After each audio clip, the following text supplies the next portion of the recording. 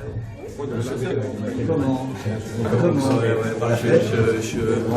va bien? Super, ouais. Bien. Je vous présente Isabelle Magnard. Enchanté, bonjour. On s'est déjà salué, pardon. Bonjour à tous. Alors, moi, j'ai la lourde tâche de vous accueillir au Hub. Le Hub, c'est un lieu qu'on a créé il y a maintenant 2 ans, dans un constat qu'il fallait, dans un monde qui change beaucoup, avoir un lieu où on puisse se rencontrer les grands groupes, les startups, et puis de façon plus générale, j'allais dire tous les écosystèmes, puisque la valeur, elle vient dans ces rencontres et dans ces interactions de mondes qui sont de plus en plus interdépendants. Alors ce matin, je suis ravi de vous accueillir parce que c'est un sujet qui me tient particulièrement à cœur, ce sujet du design, de l'interface utilisateur. Je suis un fervent convaincu que dans ce monde qui change beaucoup, finalement, le seul point de repère, c'est l'utilisateur, c'est celui qui va utiliser le service, et que pour ça, il y a des métiers autour de ces sujets. Et donc, quand je vois des livres qui sont écrits avec pédagogie, simplicité par des experts sur ce sujet, c'est toujours un plaisir de partager cette expérience avec vous. On a nous-mêmes chez TTI France essayé, on continue fortement avec Agnès Laurent qui est là, de pousser cette idée du design. On a lancé un diagnostic design justement pour permettre à des PME d'avoir accès à cet écosystème du design qui est parfois un peu complexe, un peu multiforme, et d'essayer de les accompagner dans cette étape très importante qui est de comprendre comment le design, l'interface utilisateur peuvent leur permettre de créer de la valeur et de toucher le plus grand nombre. Merci Monsieur Fournier, bonjour et bienvenue à tous, aujourd'hui c'est le printemps. On va donc parler de l'expérience client. Alors avant de présenter les intervenants, moi je vais me présenter rapidement. Je m'appelle Jean-Claude Vannick, je suis journaliste, nul n'est parfait. J'ai fait l'essentiel de ma carrière à France 2 et j'ai terminé avec une sorte d'expérience client puisque j'étais pendant 5 ans médiateur de l'information, c'est-à-dire que je cherchais à expliquer à nos clients téléspectateurs pourquoi nous travaillions aussi bien et nous donnions une information aussi fiable et rigoureuse. Maintenant, je m'occupe de former des nouvelles générations de journalistes, une fois j'ai ça. Alors, si pays France et design, fax, on dit design ou design? On dit en français ou en anglais? Design, ça fait mieux. Design fax, donc organiser ce petit déjeuner, c'est pour parler, donc, je disais, de l'expérience client. Alors, les intervenants. Naturellement, je vais commencer par Isabelle Magnard, qui, professionnelle, alors, j'avais dit professionnel de la finance, non, la finance ça fait pour bien, je préfère professionnel de l'innovation. Donc elle est professionnelle de l'innovation. Elle est co-auteur, ou co-auteuse, je ne sais pas comment on dit, de ce livre sur l'expérience client. Vous avez d'ailleurs sur la slide, comme on dit en français, la couverture de ce livre. Et nous avons aussi à ma droite Christophe Chaptal de Chanteloup, qui est professionnel du design, qui est éditeur, et comme vous savez que les éditeurs, ils sont chargés de trouver des bons auteurs, hein, c'est ça qu'on connaît un bon éditeur. Donc il a commencé par se publier. Donc il a trouvé un bon auteur sans aucune difficulté. Et Lebret, qui est un journaliste qui a réussi, parce qu'il est plus journaliste, qui donc a travaillé beaucoup dans la finance et dans la banque, qui a connu une période qui marquera l'histoire peut-être des banques avec l'affaire Kerviel, et puis qui est quelqu'un d'assez extraordinaire, parce qu'après avoir connu ce monde impitoyable de la banque, il a décidé de créer Compte Nickel, qui est en fait, il nous expliquera tout ça, mais une banque pour ceux qui sont interdits bancaires. Moi, je croyais que les banquiers prêtaient de l'argent à ceux qui étaient riches, ils prêtent même de l'argent, apparemment, ils s'occupent de gérer les comptes de ceux qui n'ont plus de compte. Peut-être Christophe Chaptal, donc, c'est quoi l'expérience client pour quelqu'un comme vous? Dans l'expérience, d'abord 2 choses. D'abord, Design Fax, c'est une marque assez connue dans l'écosystème du design, et donc qui nous a semblé naturel de développer l'activité édition, et dont le premier livre, comme tu le signales, a été écrit par des personnes qui sont ici présentes. Pourquoi l'expérience? Parce qu'on pense qu'aujourd'hui, dans les processus de transformation des entreprises, la notion d'expérience expérience est une thématique centrale et qui nous a semblé intéressant de proposer aux lecteurs un livre de management qui soit également un beau livre, dans lequel il y a des approches théoriques, des histoires d'entreprise, et puis des outils qui permettent véritablement de concevoir, produire, fabriquer, déployer cette expérience. Et donc à travers de très nombreux exemples, aussi bien dans le B2B que dans le B2C, on montre comment les entreprises ont ou n'ont pas d'ailleurs déployé cette expérience client qui nous apparaît de plus en plus importante, notamment du fait de l'incursion des processus digitaux. Alors ce qui est bien, c'est comme on a affaire à un public de spécialistes, je n'ai pas besoin de traduire le B2B, C2C, tout le monde sait de quoi il s'agit. Dans ce livre, effectivement, il y a beaucoup d'exemples, alors des exemples qui sont parfois un peu étonnants. Il y a des marques, des sociétés connues comme Michelin, McDo, etc. Et puis il y a Nickel, dont on va parler tout à l'heure. Il y a aussi, j'aime bien, c'est Kiss Bank, qui a été racheté par la Banque Postale. Alors Isabelle, pour vous, l'expérience client, qu'est-ce que c'est? Donc l'expérience client, pour reprendre un peu, l'expérience client, en fait, c'est l'évaluation par le client de l'offre, en termes de valeur d'usage, d'émotion et d'étiquette. C'est comme ça qu'on a défini avec Christophe. Donc la valeur d'usage, je sais qu'il y a beaucoup de designers ici, donc je vais la redéfinir. Donc c'est le besoin avéré, en fait, de l'offre ou du service, en y incluant la performance, l'intelligibilité et la facilité d'utilisation.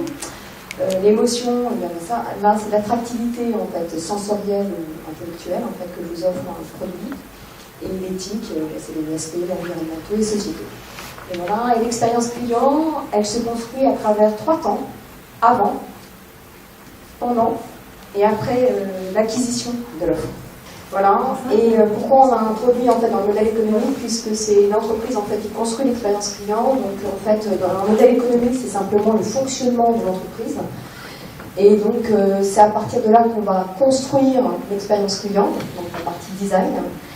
Nous on va la fabriquer, c'est fabrication, et enfin la commercialiser avec la distribution et la distribution et la communication en fait de l'entreprise. Voilà. Vous avez fait avant, pendant et puis maintenant après. Alors moi je me rappelle quand je travaillais dans une grande banque, on parlait de la valeur banque et puis de la valeur client. Et puis quand on lançait des nouvelles offres, le curseur on le mettait au milieu. Et le problème c'est qu'on part toujours d'une situation, on se rappelle la legacy, l'histoire ou l'historique, les contraintes ou ce qui existe, pour à partir de là offrir quelque chose de nouveau. Nous on a mis le curseur 100% client. Et puis on ne s'est pas dit on va raisonner dans l'expérience qu'il va avoir, on va raisonner dans le pourquoi, dans qu'est-ce qu'on lui apporte vraiment de différent. Et donc on s'est mis complètement à sa place. Donc on ne s'est pas dit quel va être le parcours, etc. Et on s'est dit on va réparer une injustice. C'était ça l'idée de départ. Et en fait il y a en France des gens qui sont inscrits au fichier de crédit, au fichier des chèques, c'est quelques millions de personnes.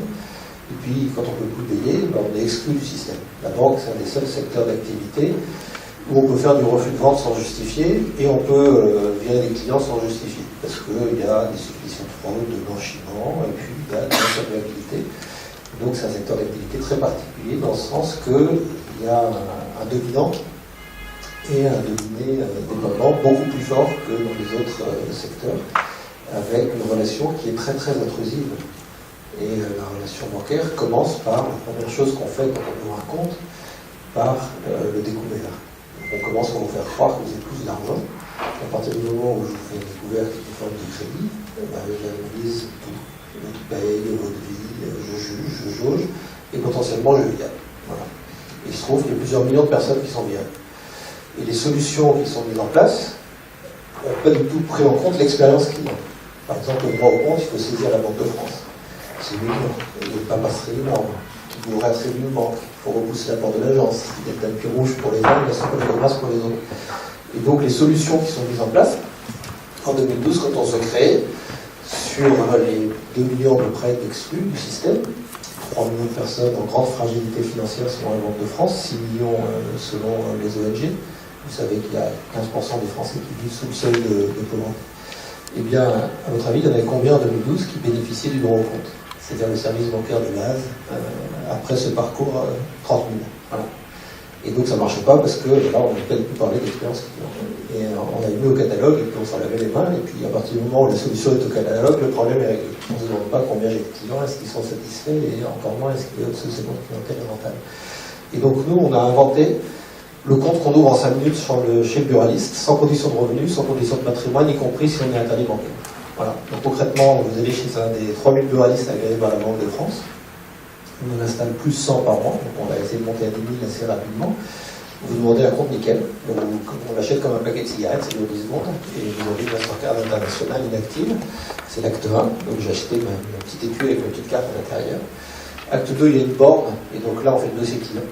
Donc vous scannez votre document d'identité, il y a beaucoup de technologie, beaucoup d'authentification renforcée, il y a les passeports en ligne, la puce RFID en Wi-Fi comme la douane, c'est très très sûr. Et on fabrique en 4 minutes le dossier client avec un KYC d'une douzaine de questions.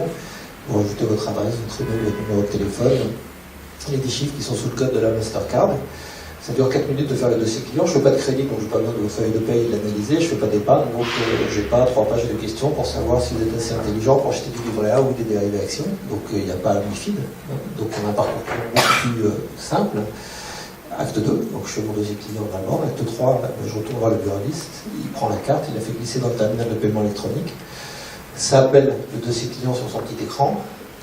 Il voit le nom de la personne qui s'affiche, celui de la pièce d'identité qu'on a scanné dans la borne. Il demande la pièce d'identité, il vérifie que c'est pas une photocopie, que c'est bien la même photo, que c'est bien la même personne, que c'est bien la même orthographe. Il valide le nom, le prénom, la date de naissance. Il demande à la personne, est-ce que vous voulez faire un premier dépôt sur le compte? C'est gratuit. Les 2 tiers des gens disent non, ils viennent juste chercher un relevé d'identité bancaire. Un tiers des gens disent oui, mais en moyenne 40 €. Et donc, il active sa signature commerçant et on sort un petit ticket en disant bravo, vous avez ouvert votre compte nickel, voilà 2 relevés d'identité bancaire qui sont mis sur le petit ticket. Paf, concevez un texto avec le code PIN de votre carte. Si vous avez mis 40 €, ça marche tout de suite, vous pouvez les dépenser dans n'importe quel magasin. Et après, vous avez un site internet ou de mobile banking, vous faites des virements, des prélèvements, vous imprimez des RIB, vous faites tout ce que vous voulez, vous définissez vos plafonds, vous paramétrez votre carte.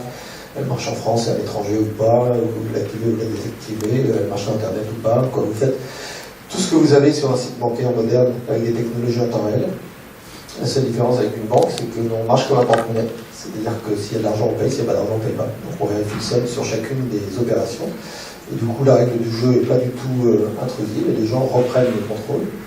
Et donc je termine rapidement. Donc on a 860 000 clients. On a fait ça en 3 ans et demi. On est rentable. Et on gagne 30 000 clients par mois, donc on est devenu le premier rouleur de compte en France. Grande surprise, on est très fiers d'avoir 40% de nos clients qui correspondaient à ce que je disais tout à l'heure, donc les interdits de chéquier, les interdits de compte, donc c'est 40%, donc c'est beaucoup, et c'est important. Mais on a 60% de nos clients qui ne sont pas dans cette configuration, donc on a beaucoup de chômeurs sans revenus réguliers, c'est 30% de nos clients, c'est inclusif avec l'autre, et beaucoup d'employés, d'artisans, de commerçants. Et donc avec 70% des clients qui gagnent moins que le SMIC et qui ont une relation, je dirais, toute simple avec leur argent. Mais on a beaucoup de clients qui s'en servent pour payer sur Internet. C'est un compte bloqué, c'est une sorte de garantie anti-phishing, et puis on peut renouveler la carte en bas de chez soi en 5 minutes.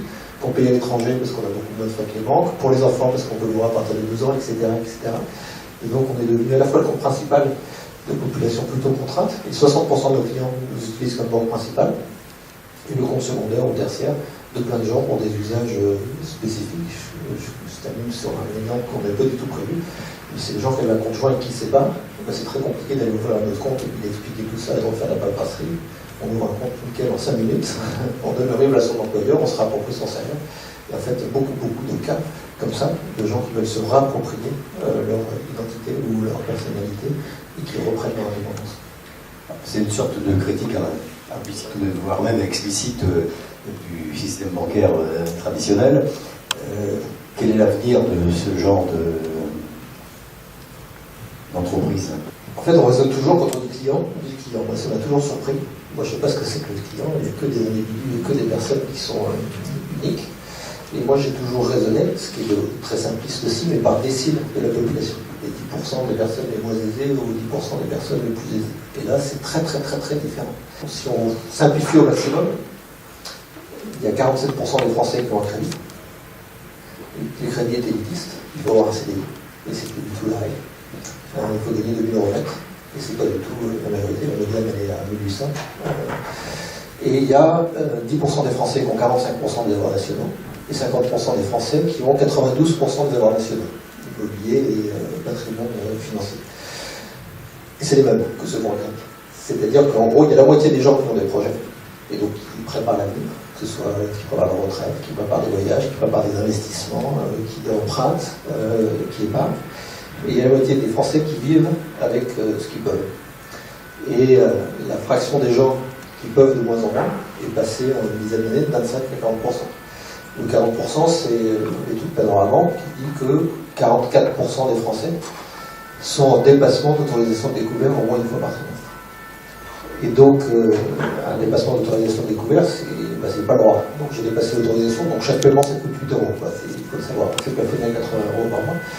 Donc ça veut dire qu'il y a clairement de France et que toutes les offres qu'on voit, pour répondre à la question sur l'avenir, sont faites sur l'UX, l'user expérience, sur les milléniums, sur l'appli qui fait ci, qui fait ça, sur machin.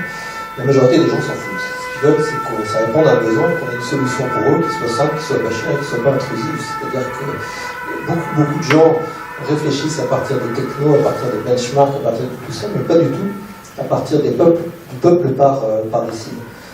Et donc l'avenir, c'est que je pense qu'il y a des offres rustiques, des offres très très simples, très basiques, qui ne bougeront pas, comme le stylo bic. Le stylo bic, ça marche tout le temps, il y a de la techno dans l'encre, il y a de la techno dans la bille, qu'on soit cadre ou qu'on ne soit pas cadre, on l'a, parce que ça correspond à un besoin simple qui est d'écrire et que l'encre ne sèche pas. Ben voilà, il y aura le compte basique qui devient une commodité.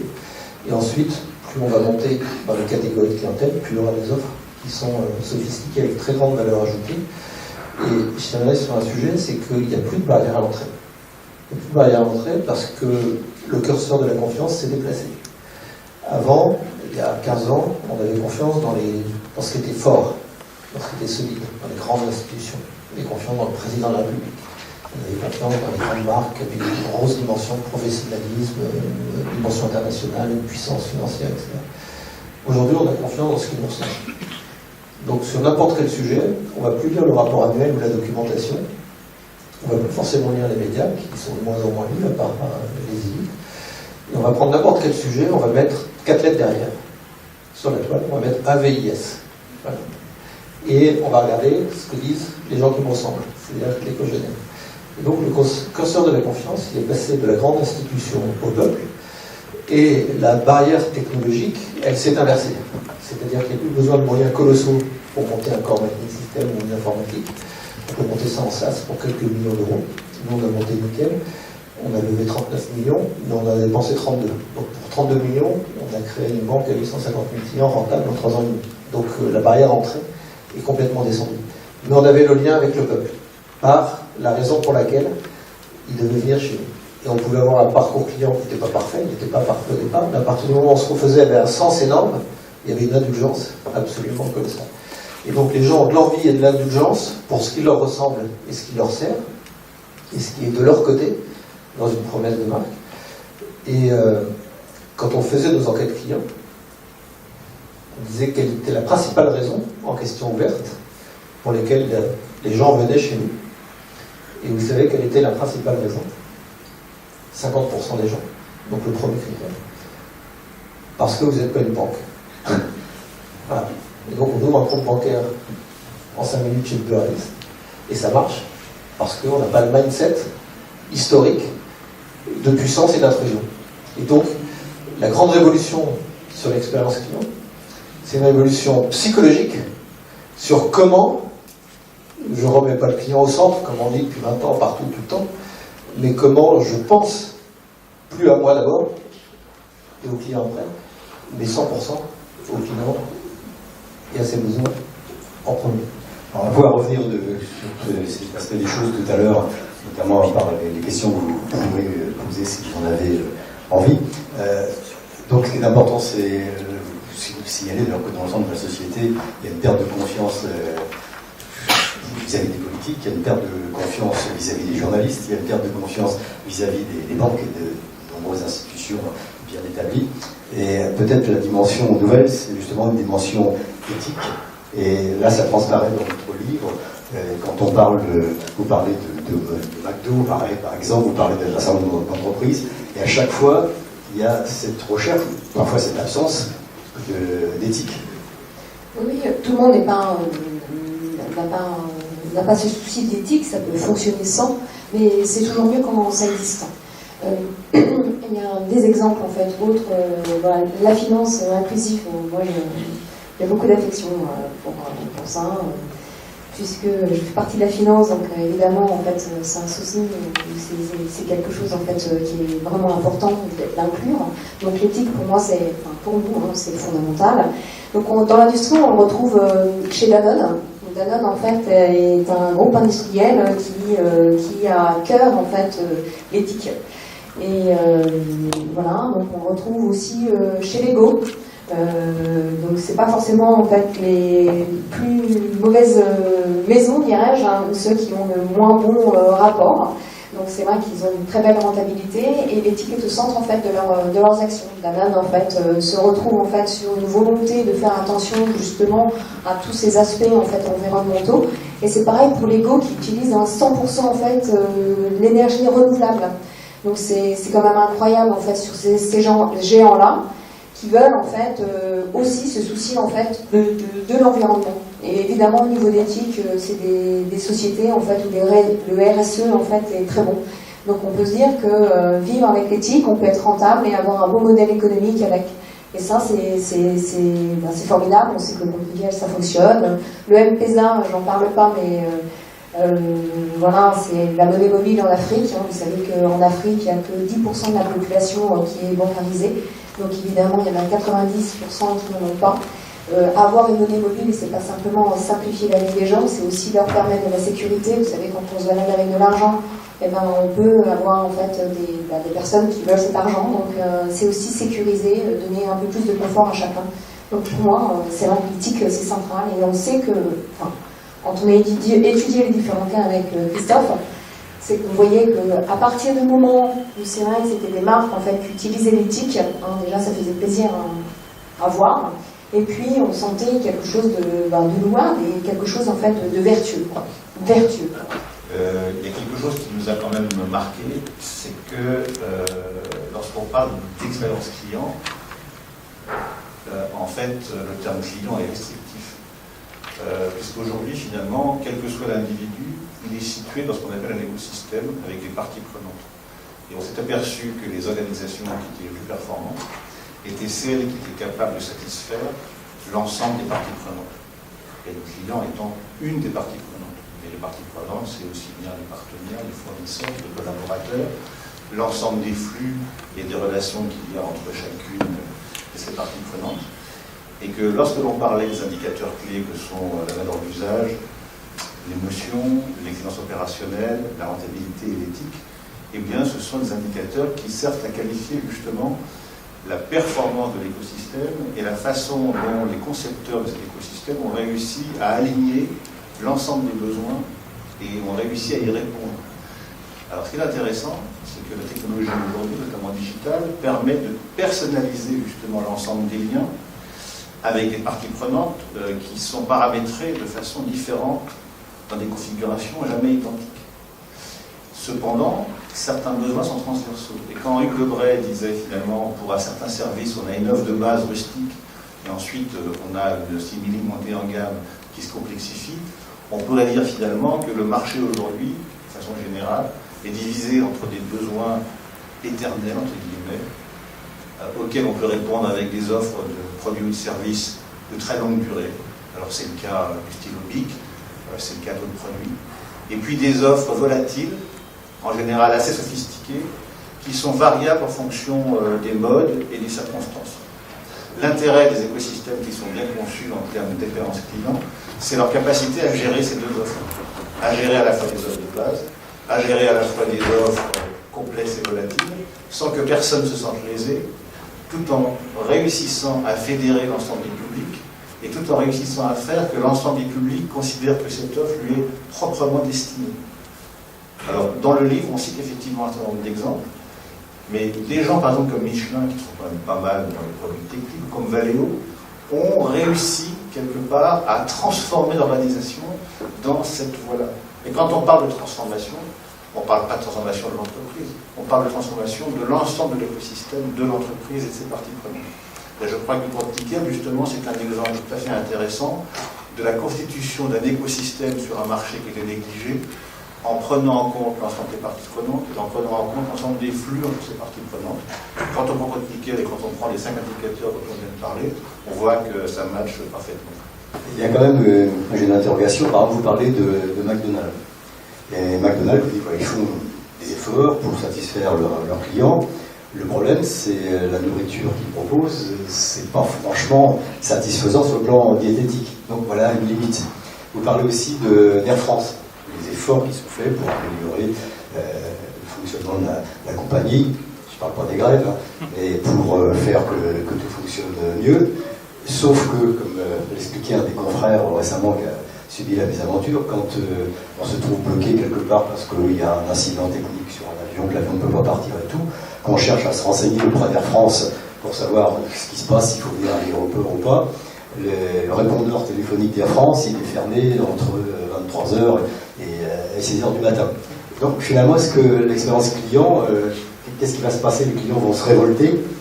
Non, ils ne se révoltent pas. Enfin, quand vous voulez prendre l'avion, c'est pas votre premier critère de savoir s'il y a un répondeur. Après, c'est une insatisfaction, donc vous ferez attention par rapport à cela. C'est-à-dire que vous vérifierez qu'il n'y aura pas de grève, vous ferez attention, quoique c'est pas sûr, parce que récemment on a pris une ligne sur Air France et j'ai pas vérifié et je pense qu'on va tomber dans les grèves. Donc voilà, mais en tout cas, c'est le souci en fait des gens. Quand ils veulent partir, ils font attention à ça. Donc oui, je pense que c'est pris en compte par les clients. Il y a un point qui nous a semblé important aussi, qu'on a pu constater à de nombreuses reprises, c'est que certaines organisations estiment que une fois que leurs flux internes sont homogénéisés et validés, l'expérience client est acquise. Or, Air France, par exemple, avec ses tentatives de proposer des offres de services sous des marques sans cesse différentes, est un peu la caricature de ce genre de fonctionnement qui consiste à dire, pour régler un problème social, on crée une nouvelle compagnie, une nouvelle marque. Et cette nouvelle marque, en fait, elle n'est pas du tout créée pour satisfaire un client, elle est créée pour se dégager d'une problématique sociale. Il se trouve que les constructeurs automobiles, notamment, pas seulement en France, mais partout dans le monde, et certaines autres industries à très fort capital d'investissement, sont dans des problématiques justement de dégagement de nouvelles activités pour régler des problèmes sociaux. Alors je pense que régler des problèmes sociaux et satisfaire un client, ça n'appartient pas tout à fait au même registre. Donc quand on parle d'expérience client, on parle de satisfaction de l'ensemble des parties prenantes. Et également des parties prenantes qui sont antérieurement installées dans l'écosystème. C'est-à-dire qu'on ne peut pas créer une nouvelle activité qui soit destructrice de l'ancienne. Et donc c'est également un point intéressant sur cette organisation. Par exemple, General Electric aujourd'hui détruit en permanence des emplois parce qu'il considère que la destruction d'emplois permet finalement de conserver de la vitalité. C'était un petit peu la pratique qu'on faisait au Moyen-Âge en enseignant les gens, on perd du sang, donc ça régénère. General Electric est dans cette logique-là. On ne peut pas, dans cette logique-là, parler d'expérience client globale, puisque là, effectivement, chaque nouvelle activité détruit l'ancienne. Donc il y a aussi également pour nous une vision qui consiste à dire le passé doit être harmonieusement intégré dans le développement d'activités nouvelles et l'expérience client. On parle d'éthique quand on est là, c'est aussi une vision sur la longue durée de ce qu'est l'entreprise, est-ce qu'elle va devenir, sans exclusion des collaborateurs de l'entreprise. Donc c'est également un parti pris assez politique, mais qui est important, puisque les entreprises aujourd'hui qui sont celles qui ont le meilleure chance de survie, ce sont celles justement qui intègrent cette donnée sociale. Ce ne sont pas des gens comme Uber ou comme Amazon, qui sont excellents sur tous les critères sauf l'éthique, et qui, pour une raison ou pour une autre, risquent de sauter. Uber va sauter certainement pour des raisons de fraude, pour des raisons sociales, pour des raisons de mort avec les voitures autonomes. Si ce n'est écraser les piétons. Au bout du centième décès, je pense qu'il va y avoir quelques problèmes. Et puis Amazon va certainement avoir des gros problèmes sur des aspects managériaux, puisque de plus en plus les entrepôts doivent être bloqués pendant des grèves, etc. Et que même s'ils emploient des drones pour livrer, quelque part ça risque de poser des problèmes. Donc cet aspect de l'éthique, il n'est pas uniquement philosophique. Il est aussi que l'organisation doit avoir cette capacité à intégrer les anciennes activités dans le développement des nouvelles. Et c'est là où justement je pense que ça fait la différence entre des sociétés comme Air France, qui par ailleurs offre un service tout à fait intéressant, et d'autres sociétés qui justement ont cette capacité à résoudre des problématiques managériales plutôt complexes. J'ai une question pour M. Lebray sur l'extension de l'expérience client. Parce qu'on a vu qu'au départ, votre cœur de cible était des personnes qui n'étaient pas en situation d'avoir un compte dans une banque classique. Et alors qu'aujourd'hui, vous avez certainement des étudiants, donc des millennials, etc., qui aujourd'hui n'ont pas forcément de projet lié à un crédit, mais demain, ils pourront en avoir. Est-ce que l'expérience client telle que vous la concevez irait jusqu'à leur permettre d'aller au-delà du champ sur lequel vous êtes responsable dans votre cœur de métier aujourd'hui, en disant, bon, aujourd'hui vous êtes chez moi, vous utilisez ma carte comme une carte de débit, mais demain je sais bien que vous allez avoir besoin de beaucoup plus, et on a des partenariats avec des banques de place qui vont vous permettre de partir, ce qui permet, je suppose également, de continuer à avoir une relation avec ces clientèles et leur bénéficier. Et donc le souvenir que peut en avoir quelqu'un peut vous bénéficier par la suite. Alors d'abord, c'est pas parce qu'on est qu'on ne peut pas avoir un crédit chez United ou chez CDM. On a un crédit propre en fonction des scores qui sont de chacune des institutions. Donc c'est pas exclusif. On n'est pas obligé d'avoir tout en un. Et d'ailleurs, les gens sont très intelligents et ils comparent tout. Je disais ABIS tout à l'heure, et sur chaque sujet, ils comparent tout. Ce qui amène la question, d'ailleurs, de tous ceux qui font des modèles gratuits et qui disent je vais me refaire à un moment. C'est-à-dire que je fais la masse des clients, puis un jour je vais leur vendre des trucs. Le jour où ils veulent vendre des trucs, les gens sont intelligents, donc ils vont tout recomparer et ils iront chez le nouvel entrant. Donc c'est pour ça que nous on a fait un modèle où il n'y a rien de gratuit. Et d'ailleurs, c'est un facteur clé de succès. Il faut être au juste prix, il ne faut pas être cher, mais il ne faut pas que ce soit gratuit. Si c'est gratuit, il n'y a pas de modèle. On disait qu'il fallait satisfaire tout le monde, y compris les actionnaires. Il faut qu'il y ait un modèle économique. Et plus le modèle est simple, et bien il y a des tarifs en 5 lignes, plus les gens comprennent le modèle et plus ils ont confiance. Alors que si c'est gratuit, ils n'ont pas confiance. Si je transpose ce qui est en train de se passer dans la banque au monde physique, vous allez voir, c'est aberrant. Par exemple, on dit, si j'ouvre un compte chez Boursorama, je donne 130 € au filleul, au parrain, et 110 € au filleul. Et puis tout est gratuit. Et imaginez la même chose dans la rue. Vous passez dans la rue, il y a quelqu'un devant le magasin qui vous dit, si vous rentrez dans le magasin, je vous donne 130 €, et puis à l'intérieur, tout est gratuit. Il y a un loup, il y a un truc qui ne va pas quelque part. Donc quelque part, en disant ça, tu me mens. Parce que je sais très bien qu'il n'y a rien de gratuit. Et donc je sais très bien que derrière, il y a un autre modèle, mais là, tu ne me le dis pas. Et en fait, il suffit de regarder la grille des tarifs, 100 centimes, et il n'y a rien de gratuit. Et donc, il faut être dans une promesse qui est très simple. Alors, pour répondre à la question sur le crédit c'est très spécifique parce que c'est très intrusif. C'est très intrusif et c'est normal parce qu'il y a des risques, il y a des gens qui ne remboursent pas, et il y a un coût de risque qui est élevé. Et donc, moi, je pense que c'est l'inverse de notre valeur de marque.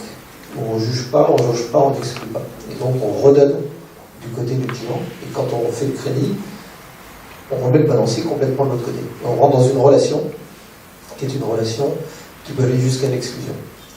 Et donc, qui est une relation d'autorité, qui est une relation de quelqu'un très éduqué par rapport à quelqu'un de pas très éduqué. Donc, c'est très, très complexe. Donc, effectivement, on réfléchit. Et d'ailleurs, on a plein de clients qui nous écrivent, on fait des enquêtes sur ce qu'ils aimeraient avoir chez nous et qu'ils n'ont pas, et qui pourraient éventuellement y avoir ailleurs, et qu'on pourrait faire d'une forme différente. Donc, effectivement, on réfléchit sur la palette. Ça va devenir, on devient l'agrégateur de toutes les offres des autres fintech. On crée des offres propres nous-mêmes, toujours en grande simplicité, transparence, universalité, etc. Alors, le crédit, je pense que les gens peuvent en avoir besoin, mais qu'on ne le fera pas nous. C'est-à-dire qu'ils disent j'ai besoin de 1 000 €, ou je veux changer de voiture, etc. Ça peut être un besoin. Et moi, je ne suis pas du tout contre le crédit. Ça aide à développer des projets, à développer l'économie, et personne ne devient propriétaire de sa première voiture ou de son appartement sans avoir de crédit. Donc, c'est très utile pour la société, pour la croissance, pour l'économie en général et pour l'emploi. Mais la manière de le faire, ce serait plutôt d'amener du lead, de ses clients chez d'autres spécialistes, mais de le faire avec un degré de transparence en lui disant là, t'as tel risque, voilà, complètement transparent. Et comme nous, on a beaucoup de valeur, et la data colossal. On a des milliards de données, on a des data scientists, on fait du machine learning, on commence à avoir une connaissance très profonde de beaucoup de sujets. On pourrait dire, eh ben, j'amène le dossier client chez ce spécialiste. Et est-ce que toi, tu es d'accord, client? Donc c'est toi qui dis si tu es d'accord. Et si tu es d'accord, j'amène le dossier client, le prestataire va me rémunérer, ben, je te dis combien je gagne et je partage avec toi. Voilà. C'est plutôt dans cette philosophie qu'on le fera que de dire, voilà, je vais prendre tes données, je vais te proposer des crédits en push, et puis voilà. Et s'il y a un problème de remboursement, ce sera avec le spécialiste, mais ce ne sera pas avec nous. Et donc nous, il restera toujours potentiellement pas virable. La seule manière d'être viré chez Compliquet, c'est de faire des tentatives de fraude ou de jamais alimenter son compte et de domicilier des prélèvements chez SFR. Donc ça, c'est pas la règle normale d'utilisation d'un compte. Donc ça, c'est des choses qui fait qu'on reste pas chez nous quand on l'utilise de manière mal intentionnée. Mais sinon, si on a des problèmes de solvabilité, on reste toujours client nickel, on n'a pas de problème avec les pauvres. J'anime un réseau de femmes business angels dans l'innovation et puis je m'occupe aussi du développement de l'Institut des administrateurs. Alors ma question pour vous tous, c'est de savoir si vous avez analysé des belles histoires ou des mauvaises, en tout cas le modèle économique de la reconquête des clients perdus. Est-ce qu'il faut y revenir une fois, deux fois, trois fois et par quel canot? Ce qui est intéressant déjà, c'est de comprendre pourquoi les clients ont été perdus. Parce que s'il s'agit de reconquérir des clients perdus sur une offre de service ou de produit obsolète, c'est pas forcément utile. La deuxième chose, c'est que je ne crois pas beaucoup à cette notion de client perdu ou gagné. Un client n'appartient plus aujourd'hui à une organisation. C'était le cas il y a quelques temps, avant que Internet fasse son apparition. Aujourd'hui, l'organisation appartient au client, c'est l'inverse. Donc en fait, ce qu'il faut, à mon avis, c'est réfléchir à comment est-ce que je peux réactiver le sentiment d'appartenance de la part de mon client. Donc en fait, c'est mon client, comment est-ce qu'il a envie finalement que je lui appartienne. Pour ça, il me semble qu'il est absolument impératif et nécessaire de comprendre l'exactement ce que nous. Et je pense qu'aujourd'hui, avec Isabelle, on a quand même fait ce constat-là, l'analyse du besoin n'est pas forcément quelque chose qui est bien mené. Parce que soit elle est menée avec des yeux qui sont déformés par des processus internes, c'est-à-dire en fait on cherche d'abord à satisfaire l'organisation en vendant à un client pour quelque chose, soit on ne comprend pas le besoin, on ne le voit pas. Donc déjà, pour que ce sentiment d'appartenance existe, il faut comprendre ce qu'est ce client, et s'il existe, qu'est-ce qu'il a envie, de quoi il a besoin, etc. Et ensuite, il faut être en mesure de bâtir avec lui un écosystème dans lequel d'ailleurs il n'est pas forcément au centre, parce qu'un client n'a pas forcément à être au centre. C'est quelque chose qu'il faut également combattre. Dire je mets le client au centre n'est pas une vérité absolue. Le client peut être à l'extrémité de quelque chose, parce que parfois il a intérêt à l'être. Mais en tout cas, c'est de comprendre où est-ce qu'on situe ce client, comment est-ce que l'écosystème se bâtit, et comment, encore une fois, l'ensemble des parties prenantes vont s'organiser les unes par rapport aux autres, et comment elles vont être satisfaites. À partir de ce moment-là, on pourra effectivement parler d'une appropriation de l'offre, de produit ou de service, par ce client. C'est bien là, à mon avis, il faut réfléchir. On renverse totalement la logique des choses, et c'est lié au fait de ce fameux AVIS sur Internet, qui permet à n'importe qui, n'importe quand, d'opérer des choix parmi des milliards de données de façon instantanée. Alors, on a deux belles histoires, en fait. Une, je ne sais pas si elle est belle. L'artisanat en France, c'est problématique. Donc, par rapport à des métiers en fait qui sont très précis, donc on raconte l'histoire de baccarat.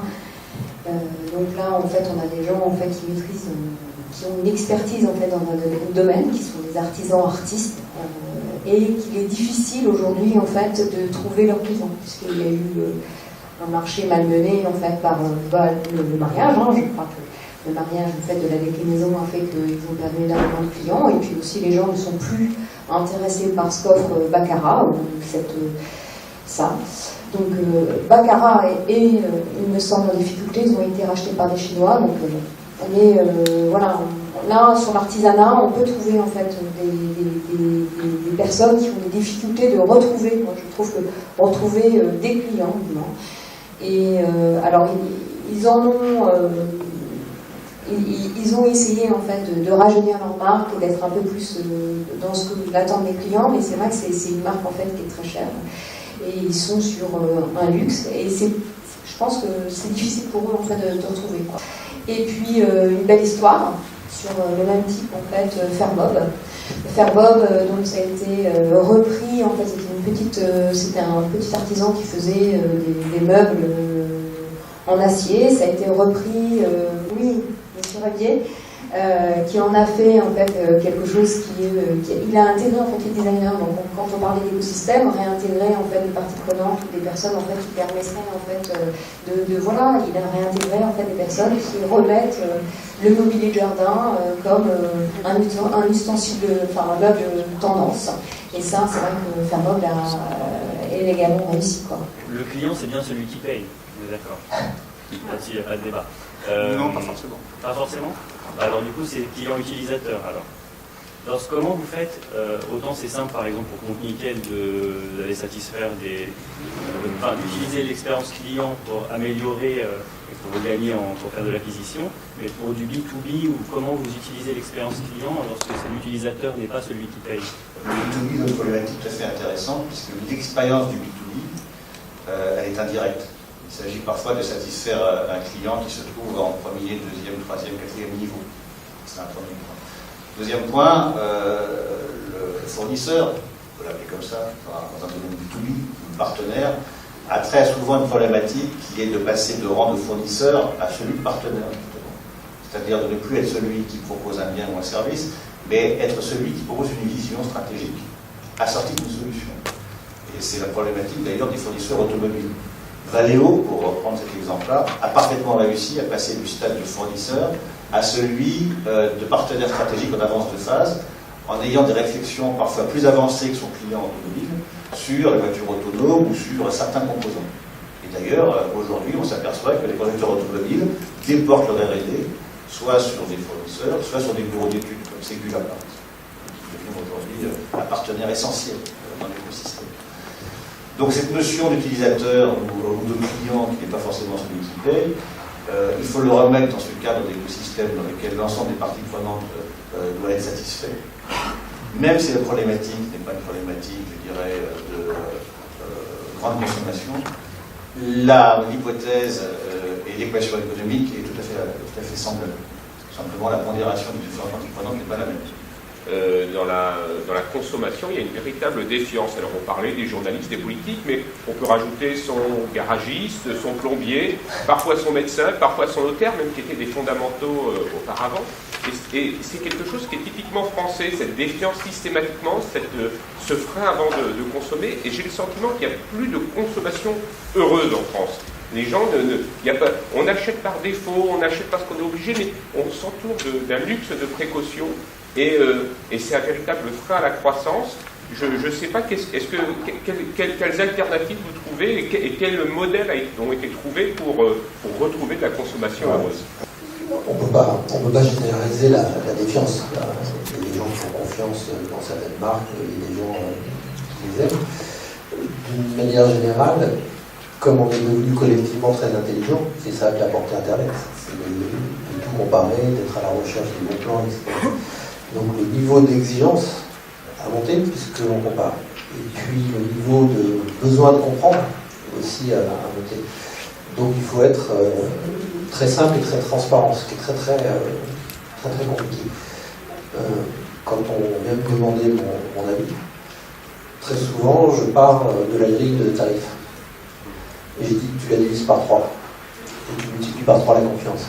C'est-à-dire que plus il y a de complexité, moins il y a de transparence, moins les gens comprennent comment fonctionne le modèle économique, moins ils comprennent ce à quoi on sert et quelle est la philosophie, donc les raisons pour lesquelles on existe, le why. Donc c'est en train de se passer d'ailleurs sur l'évolution des statuts des entreprises avec le sens de leur action, peuvent contribuer à cette confiance.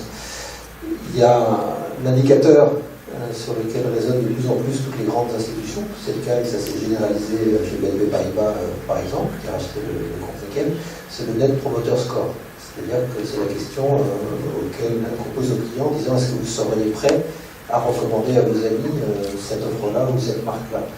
Et en étant piloté par ce Net Promoter Score, on voit qu'il y a quand même pas mal de gens qui ont confiance. Alors, il y a des NPS négatifs, donc là, il y a beaucoup plus de gens qui sont en défiance vis-à-vis de la marque en confiance, et donc on peut analyser les attributs de cette défiance et puis y remédier. Et puis il y a des marques comme Nickel où le NPS est supérieur à 50, ce qui est un score très très élevé à l'échelle mondiale.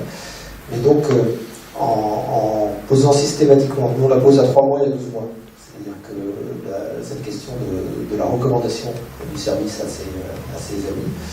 Et donc en suivant ça, on peut considérablement améliorer la confiance. Mais le principal argument des gens qui ne viennent pas par défaut, c'est je viens chez vous parce que vous n'êtes pas une banque. C'est ce que vous expliquez.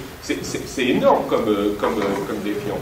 Moi je rajouterais, c'est aussi, il y a des opportunités dans la défiance.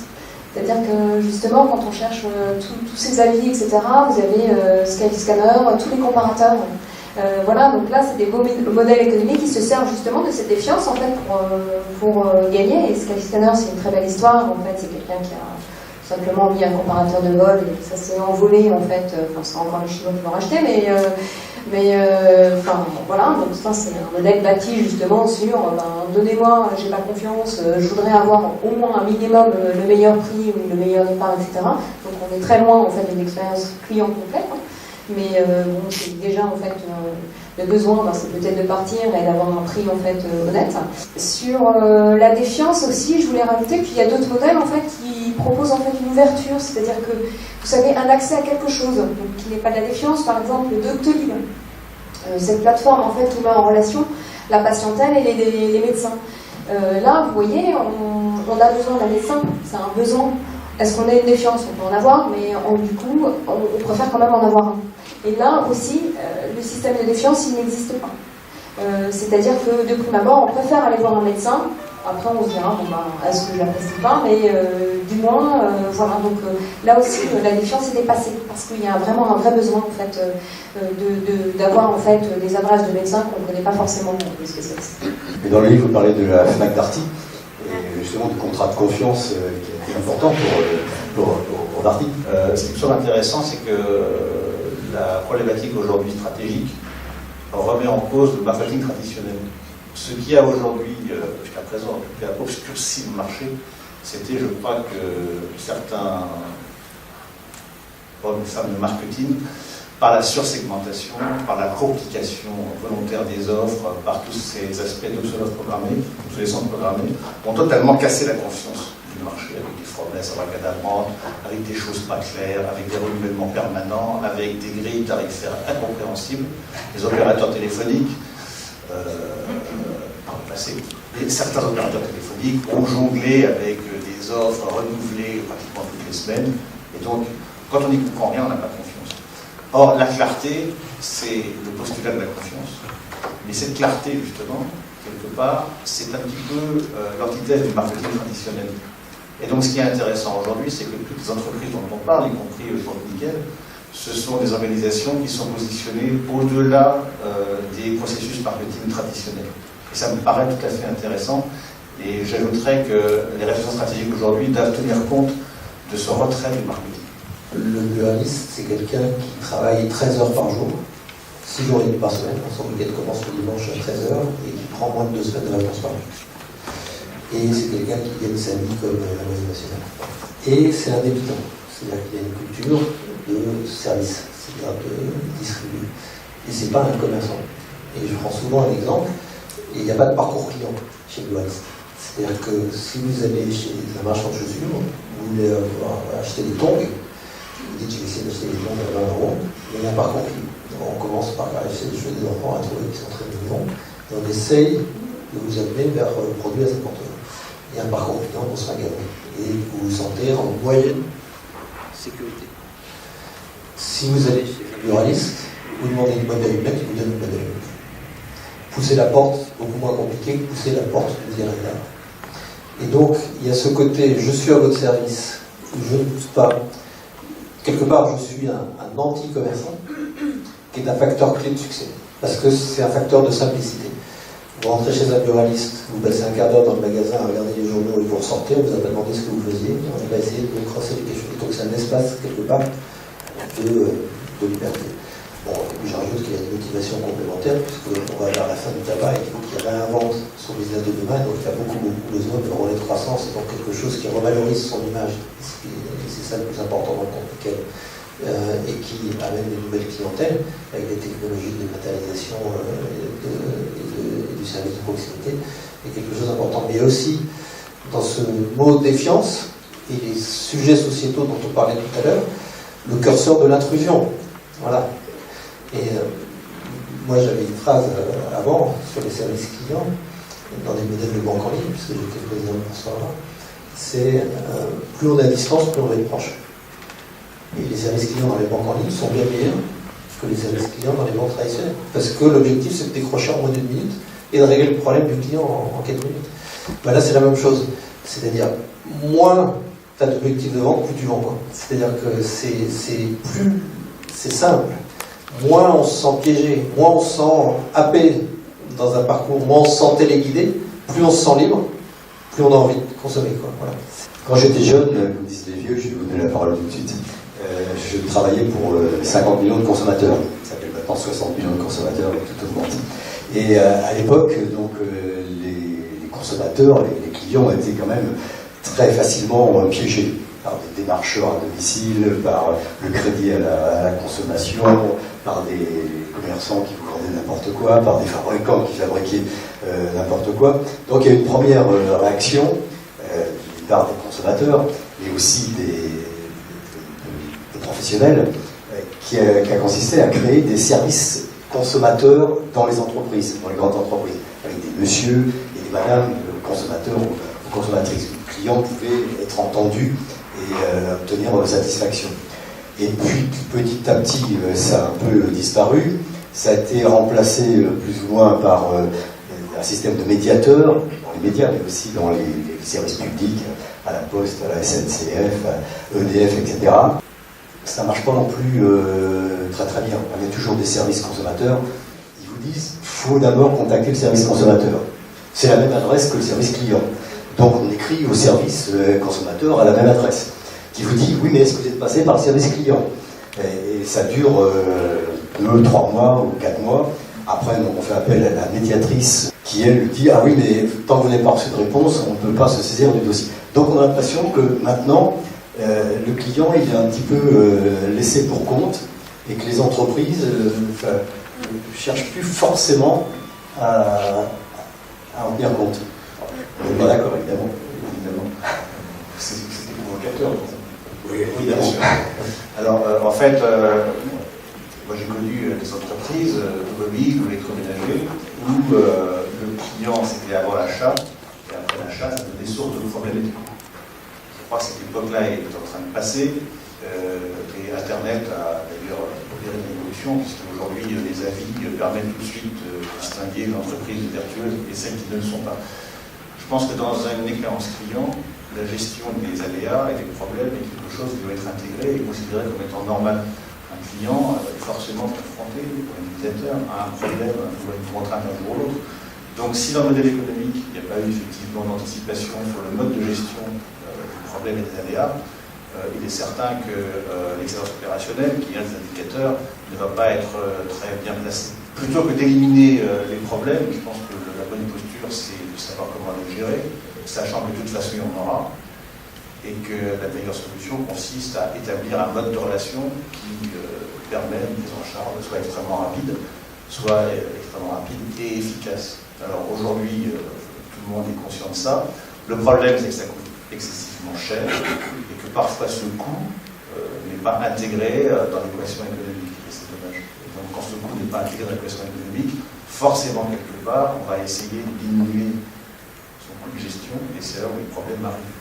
Donc il faut, dans la rentabilité globale d'un écosystème, dimensionner à sa juste place la gestion client, notamment le processus de relation client. Alors ça commence maintenant, mais ce n'est pas forcément optimisé dans toutes les organisations. Alors, moi je suis très contre ce que vous avez... Enfin, je suis assez choquée de ce que vous avez dit et de ce que vous pensez.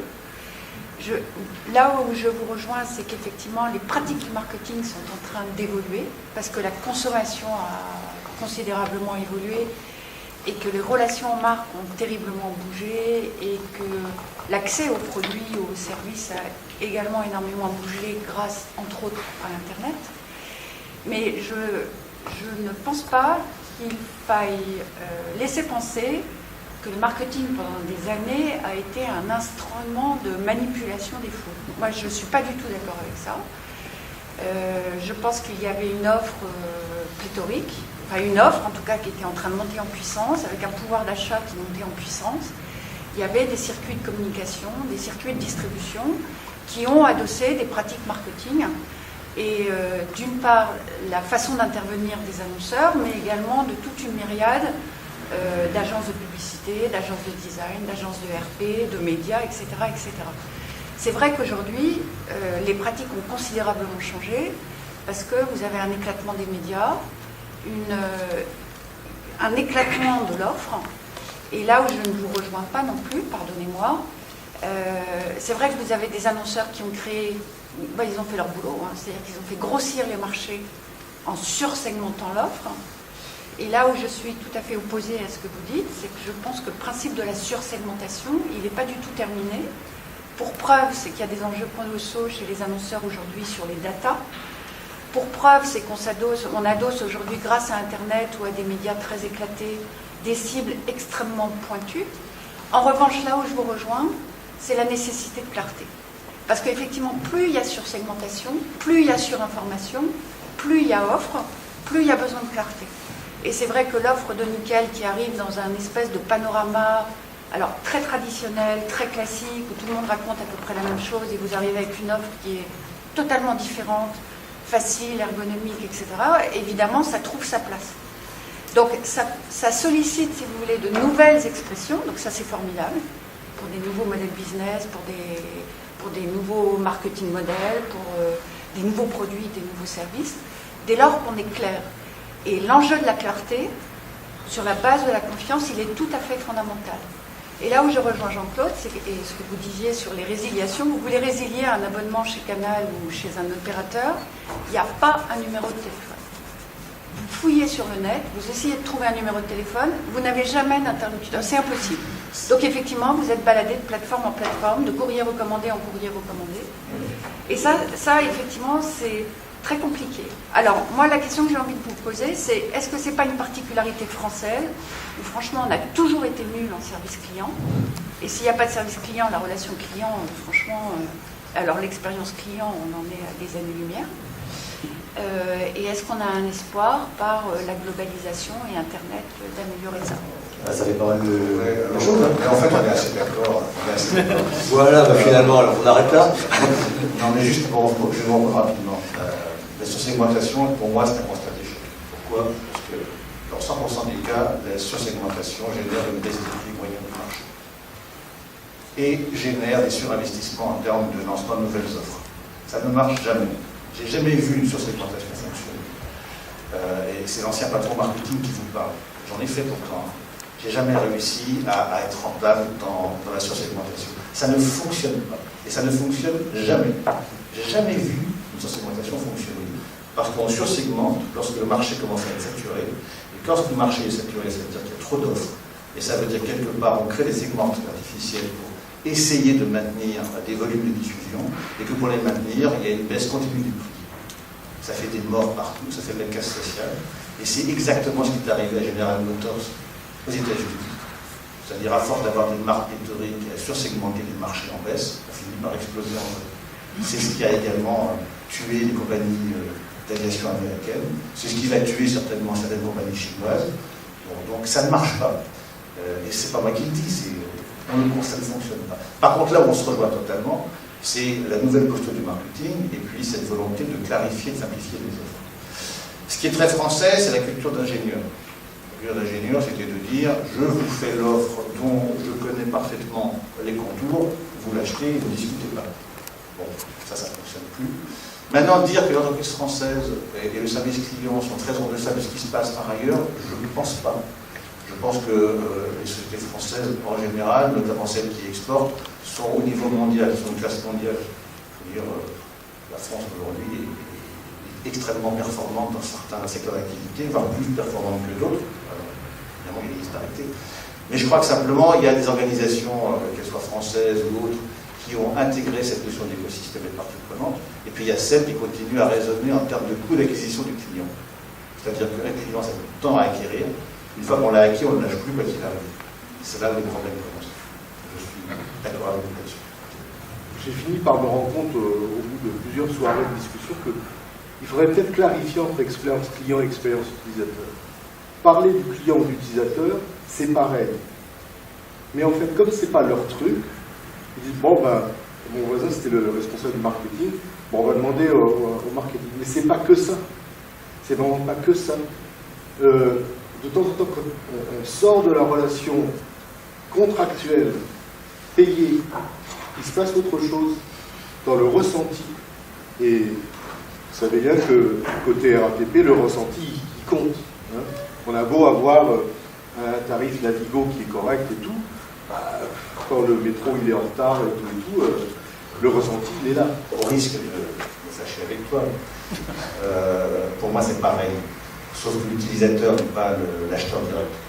C'est-à-dire que l'utilisateur, c'est celui qui, par exemple, va se mouvoir dans un espace de bureau, va être en charge de faire fonctionner tel offre de service, mais ce n'est pas le consommateur direct. Le client, c'est celui qui achète. C'est l'entité des participants. Mais en fait, l'un et l'autre sont des parties prenantes et s'intègrent dans un écosystème. Donc pour moi, simplement, c'est la capacité à identifier l'ensemble des parties prenantes, que ce soit client ou utilisateur, qui est importante. Ce n'est pas tellement, à mon avis, la sémantique. Or, s'il y a une confusion entre client et utilisateur, c'est qu'en fait, les contours de l'écosystème et le rôle des uns et des autres n'est pas forcément bien défini. Et je pense que c'est aux designers d'apporter cette vision, cette clarification.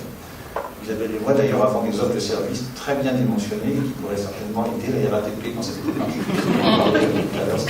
C'est bien, c'est ça. La carte de visite, non. Après, il y a l'expérience utilisateur, c'est-à-dire qu'une fois qu'on est client, par exemple, si je fais des banques, si je vous un compte sur Number 26 ou chez Revolut, j'en ai pour 5 minutes en ligne. Et il y a un effet simplicité ou par rapport à ouvrir même dans une banque en ligne traditionnelle ou encore plus dans une banque en ligne. Là, il y a une vraie expérience client. Mais une fois que je suis enrôlé, là, il n'y a plus cet effet wow. Quand je suis chez Orange Bank, il n'y a pas d'effet wow par rapport à je suis à la Société Générale. Là, je suis vraiment dans le utilisateur. Et puis après, il y a le troisième moment, c'est quand on n'est pas content. Quand il y a un bug ou quand on est insatisfait, etc. Et comment j'en sors. Et là, on rentre dans une expérience client. Effectivement, dans cette partie-là, il y a beaucoup de progrès à faire, et notamment dans la simplicité de sortie. Et la simplicité de sortie, et accepter que les gens s'en aillent librement, à mon avis, augmente la fidélité. Et là, il y a un vrai problème dans beaucoup d'entreprises françaises.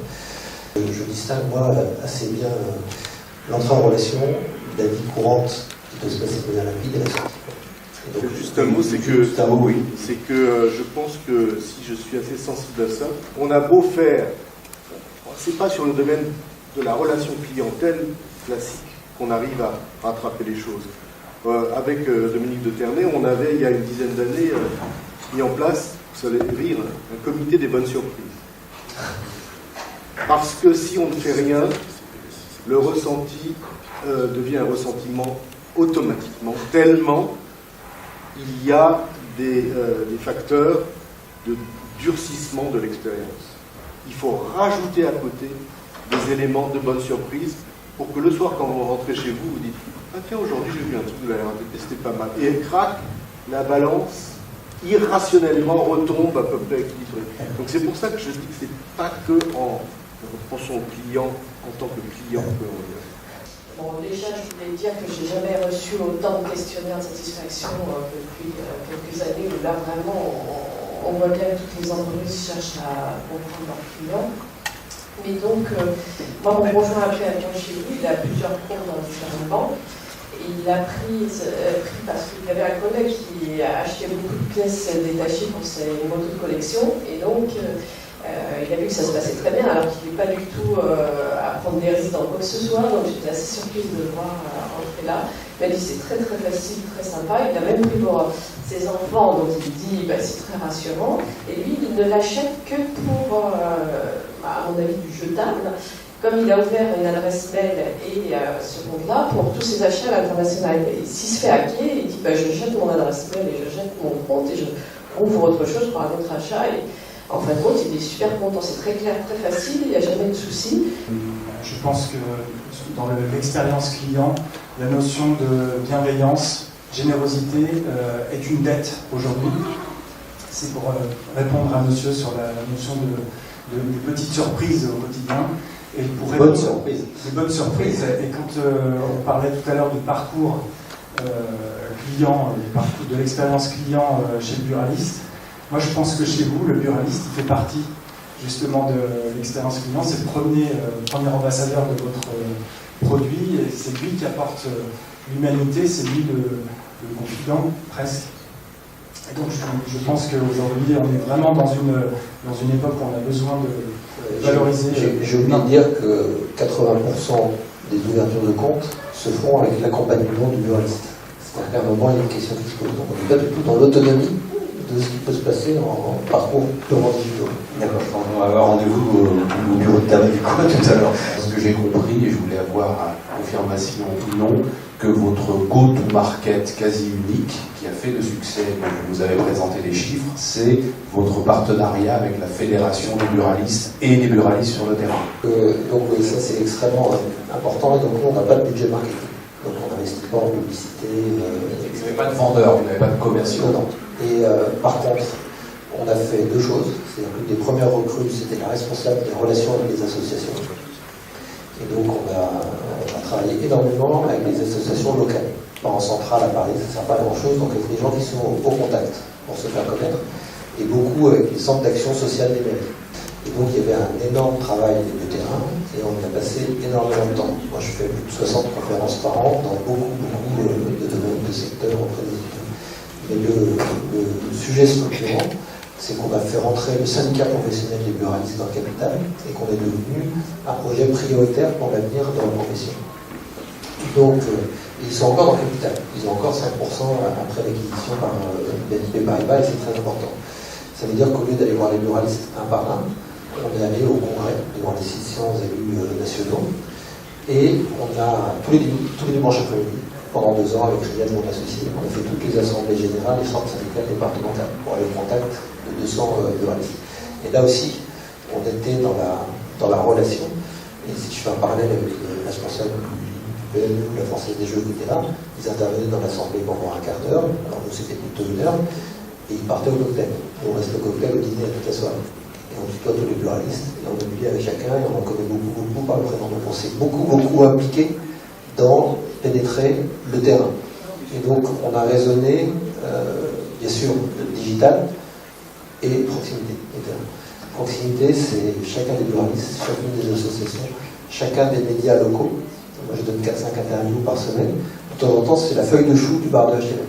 Et s'il faut passer 1 heure à tout reprendre depuis le début, je fais 1 heure et je reprends tout depuis le début. Donc c'est un modèle qui demande énormément de temps et de sueur et de contact. Le temps du buraliste avec les clients.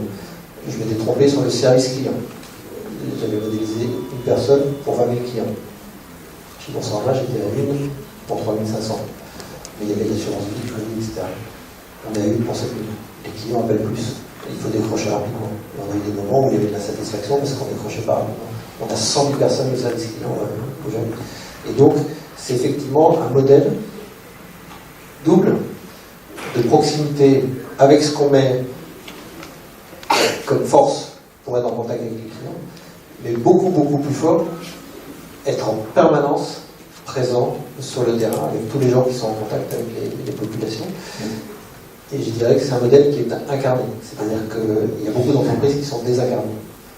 Merci, vous allez pouvoir continuer à discuter si vous voulez. Je tenais à dire que justement sur les problèmes de relations clients, certains modèles économiques se basent aussi maintenant dessus, c'est-à-dire que vous avez de nouvelles assurances qui justement vous pouvez les acheter et les résilier en fait immédiatement et le service client fonctionne. Donc ça arrive. Christophe, bien sûr, vous remercier. Vous dire également que cet ouvrage est disponible partout.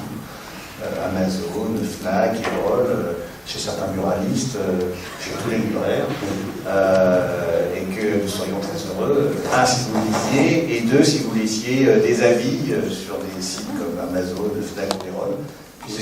Les fameux AVIS rentrent pour 50% dans le succès ou non d'un ouvrage, avis positif bien sûr. Donc n'hésitez surtout pas à donner votre avis, surtout s'il est positif. Et merci encore de votre venue. Moi aussi, je vous remercie de votre attention, pour votre intérêt pour ce petit déjeuner. Merci à la BPI France pour nous avoir accueillis. Merci évidemment Hugues Lebret, Christophe Chaptal, Isabelle, Laquer.